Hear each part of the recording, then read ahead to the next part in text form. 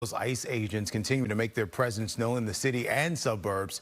Demonstrators are making their voices heard. Protesters and federal agents clashed at the ICE processing facility in Broadview this morning.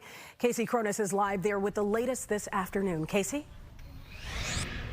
Hi, Tia and Terrence. Since last Friday, we have just learned from the National Lawyers Guild of Chicago that 16 arrests have been made outside of the ICE processing facility here in Broadview. Now, 2 of those arrests took place today when tensions flared earlier this morning and around lunchtime when pepper balls were fired upon the crowd and gas canisters deployed. Also new today, Mayor of Broadview, Katrina Thompson, is demanding relief from the DHS, writing a letter to DHS Field Office Director Russell Hahn.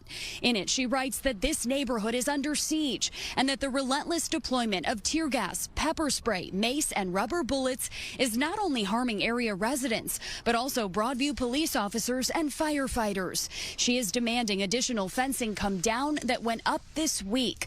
This afternoon, things are calmer outside of the processing facility, but earlier today, that wasn't the case. We spoke with an attorney from the National Lawyers Guild, Benjamin Meyer, who offers his take. These responses are excessive. These were peaceful, nonviolent demonstrators, and the level of force that was used was completely unnecessary and inappropriate for the situation. I think these are pretty clear violations of people's right to free speech and assembly. I think it's concerning that this kind of response would happen, especially, as I said, when there were no warnings issued and there was no order to disperse given.